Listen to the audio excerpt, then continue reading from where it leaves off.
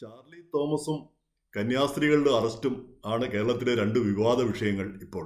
കേരളത്തിലെല്ലാം വിവാദമാണ്, വിവാദമല്ലാത്ത കാര്യങ്ങളില്ല. അല്ലെങ്കിൽ ഏതൊരു കാര്യത്തിനും ഒരു വർഗീയ പരിവേഷം നൽകുന്നതിന് കേരളീയർ മിടുക്കരുമാണ്.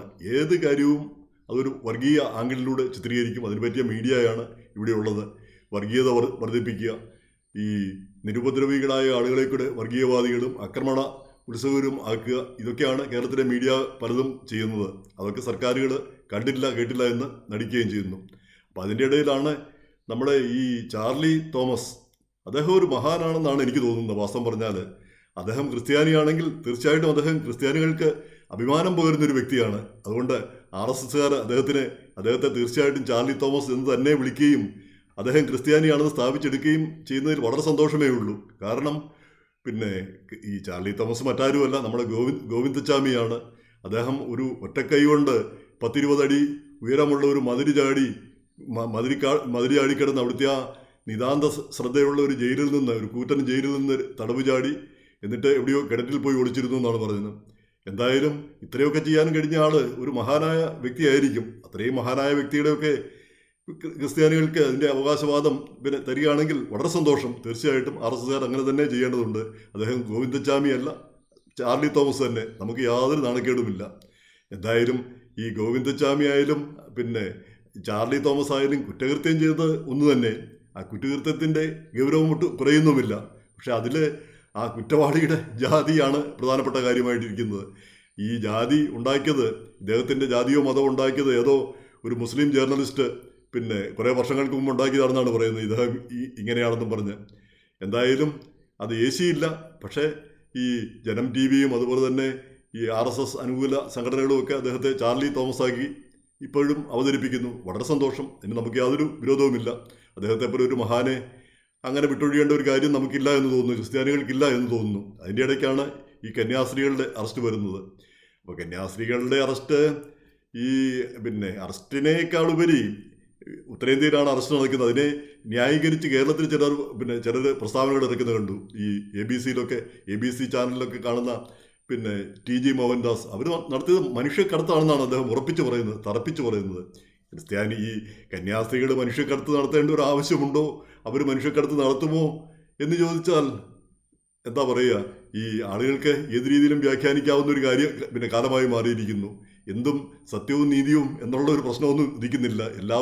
എല്ലാ കാര്യങ്ങളും രാഷ്ട്രീയത്തിൻ്റെയോ അല്ലെങ്കിൽ ആ വർഗീയതയുടെയോ കണ്ടുകൂടെ മാത്രം കാണുന്ന ഒരവസ്ഥ വന്നിരിക്കുന്നു ഇന്ത്യയിലൊട്ടാകെ നമുക്കറിയാം. അല്ലെങ്കിൽ ഈ നിരുപദ്രവമായ ഒരു കാര്യങ്ങൾ, കന്യാസ്ത്രീകൾ പ്രായപൂർത്തിയായവരാണ്, അവരുടെ കൂടെ പോയവർ പ്രായപൂർത്തിയായവരാണ്. ഇനി അവർ തെളിവിനായിട്ട് അവരുടെ പിതാക്കന്മാരുടെ ലെറ്റേഴ്സും ഒക്കെ കരുതിയിട്ടുണ്ട്. ഇവരെന്തോ ജോലിക്ക് കൊണ്ടുപോവുകയാണ് അവിടെ കന്യാസ്ത്രീ മഠത്തിലോ മറ്റോ. ഇതിനൊക്കെയുള്ള സ്വാതന്ത്ര്യം അവർക്കില്ലേ? ട്രെയിനിൽ പോകുമ്പോൾ TT ആണ് ഇവരെ ഒറ്റിക്കൊടുക്കുന്നത്.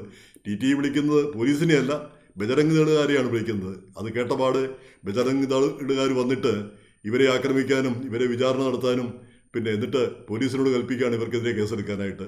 പോലീസ് വിധേയരായി കേസെടുക്കുകയും ചെയ്തു. അപ്പോൾ ഈ മതപരിവർത്തനം കൂടി ചേർത്തിരിക്കുന്നത്, ഈ മതപരിവർത്തനം ആരെങ്കിലും പറഞ്ഞാൽ അല്ലെങ്കിൽ ആരെങ്കിലും 10 രൂപ കൊടുത്താൽ ആരെങ്കിലും മതം മാറുമോ? അത് വിശ്വസിക്കാൻ പറ്റാത്തൊരു കാര്യമാണ് നിർബന്ധിത മതപരിവർത്തനം. അത് ഈ ഓക്സിമോറോൺ പറയുന്നതിന് നേരെ വിപരീതമായ അർത്ഥം ആണതിൽ നമ്മൾ കാണുന്നത്. ഒരാളെയും നിർബന്ധിച്ച് മതം മാറ്റാൻ പറ്റില്ല ഇന്നത്തെ കാലത്ത്. പ്രത്യേകിച്ചും ഏത് ആദിവാസിയാണെങ്കിലും ഏത് ദളിതനാണെങ്കിലും അവനും വിദ്യാഭ്യാസം കുറവായിരിക്കാം, പക്ഷെ വിവരമുണ്ട്. അവൻ്റെ ഗുണകരമായ കാര്യം എന്തെന്ന് അവൻ തന്നെയാണ് തീരുമാനിക്കുന്നത്. അത് കുഞ്ഞശന്മാർ, ഈ വരേണ്യവർഗത്തിലെ കുഞ്ഞശന്മാരല്ല നീ ഇന്ന ജാതിക്കാരനായിരിക്കണം, നീ ഇന്ന മതക്കാരനായിരിക്കണമെന്ന് തീരുമാനിക്കുന്നത്. അത് തീരുമാനിക്കാനുള്ള അവകാശം ഓരോ ആൾക്കുമുണ്ട്. അവൻ എത്ര താണവനാണേലും അത് അവൻ്റെ വ്യക്തിപരമായ സ്വാതന്ത്ര്യവും ആ സ്വാതന്ത്ര്യം നിഷേധിക്കാനായിട്ട് വേറെ ഒരു വരേണ്യവർഗക്കാരനും ഒരു അവകാശവുമില്ല എന്ന് കരുതി ഈ മതം മാറ്റത്തോട് യാതൊരു അനുഭവമുള്ള ഒരാളല്ല ഞാൻ. മതം മാറേണ്ട ഒരു കാര്യമില്ല. ഒരു കാലിലെ മന്ത് വേറൊരു കാലിലേക്ക് മാറ്റുന്ന പോലെയാണ് മതം മാറ്റം എന്നാണ് പലപ്പോഴും തോന്നിയിട്ടുള്ളത്. കാരണം നമ്മൾ സ്വയം കണ്ടെത്താൻ ശ്രമിക്കുന്നില്ലെങ്കിൽ ഈ മതം മാറ്റം കൊണ്ട് ഒരർത്ഥവും ഉണ്ടെന്ന് തോന്നുന്നില്ല. അത് മതം മാറ്റത്തെ പറ്റി പറയുമ്പോൾ അത് മിക്കപ്പോഴും അതൊരു രാഷ്ട്രീയ തീരുമാനമായിട്ടാണ് തോന്നുന്നത്. കാരണം ഒരു കൂട്ടരെ നിങ്ങൾ താണജാതിക്കാരാണ്, നിങ്ങൾ താണവരാണ്, നിങ്ങൾ ദളിതരാണ് എന്ന് പറയാൻ ആർക്കും അവകാശമുള്ളത്? ഏതെങ്കിലും ഒരാൾക്ക് അവകാശമുണ്ട് നീ താണജാതിക്കാരനാണെന്ന്, നീ താണവനാണ്?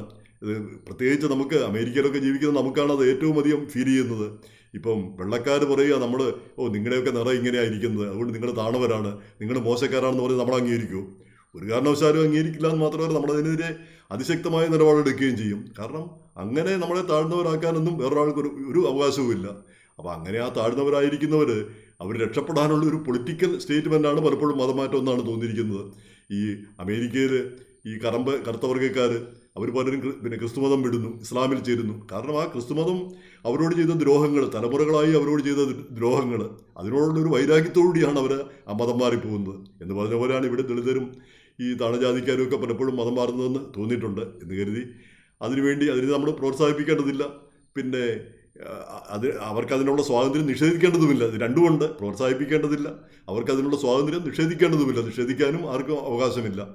എന്തായാലും ഈ മതം മാറ്റുന്നവരൊക്കെ തല്ലുമെന്നാണ് ജ്യോതി ശർമ്മ എന്ന ഒരു മഹതി പറഞ്ഞിരിക്കുന്നത്. ഈ രാജ്യത്ത് ആർക്കും ആരെയും തല്ലാം, ആരെയും കൊല്ലാം എന്നുള്ളൊരവസ്ഥ ഉണ്ടെങ്കിൽ അതും ശരിയായ ഒരു കാര്യമല്ല. നമ്മൾ ഒരു നിയമവാഴ്ചയും നിയമ സംവിധാനങ്ങളും പോലീസുമൊക്കെ കോടതിയുമൊക്കെ ഉള്ള ഒരു രാജ്യമായിട്ടാണ് നമ്മൾ നിലനിൽക്കേണ്ടത്. അങ്ങനെ അല്ലാതെ വരുമ്പോൾ അത് നമ്മുടെ രാജ്യത്തെയും തന്നെ ബാധിച്ചു കളയും.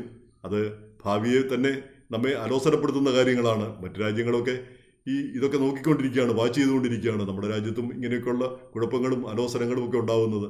എന്തായാലും ഈ കന്യാസ്ത്രീകളൊക്കെ ഇപ്പം ജാമ്യം നിഷേധിച്ചിരിക്കുന്നു. കാരണം മനുഷ്യക്കടത്താണ് ആരോപിച്ചിരിക്കുന്നത്, മതം മാറ്റം. രണ്ടും ജാമ്യം കിട്ടാത്ത വകുപ്പുകളാണ്. അത്രയും ഗുരുതരമായ വകുപ്പുകളൊക്കെ വരുമ്പോൾ അവരൊരു 4 ദിവസം 5 ദിവസമായി ജയിലിൽ കിടക്കുന്നു. കുറച്ച് ദിവസം കൂടി ജയിലിൽ കിടന്നുകൊണ്ട് കുഴപ്പമൊന്നുമില്ല. അവരും ജയിലിൻ്റെ കാര്യങ്ങളൊക്കെ ഒന്ന് മനസ്സിലാക്കട്ടെ. എന്തായാലും ഇതൊക്കെ ഇന്ത്യയെ നാണം കെടുത്തുന്ന കാര്യങ്ങളാണെന്ന് ഈ സംഘപരിവാറുകാർ, ഈ ഹിന്ദുത്വ ശക്തികൾ മനസ്സിലാക്കുന്നത് ഏറ്റവും നല്ലൊരു കാര്യമാണ്. TG മോഹൻദാസിനെ പോലുള്ളവർ യാതൊരു ഉളുപ്പുമില്ലാതെ അതിന് സത്യമെന്തെന്നറിയാതെ, സത്യമെന്താന്ന് അങ്ങേർക്കും അറിയത്തില്ലാഞ്ഞിട്ടല്ല, പക്ഷേ എന്നാലും ആ സത്യം പറയാനായിട്ട് അവരെ ആഗ്രഹിക്കുന്നില്ല. അത് ഖേദകരമാണ്. ഇതൊന്നും ഒരു ശരിയായ കാര്യങ്ങളല്ല. ഒരു പരിഷ്കൃത ലോകത്ത് ഇതൊന്നും ശരിയായ കാര്യങ്ങളല്ല. അതാണ് നമ്മൾ ചിന്തിക്കേണ്ട കാര്യം.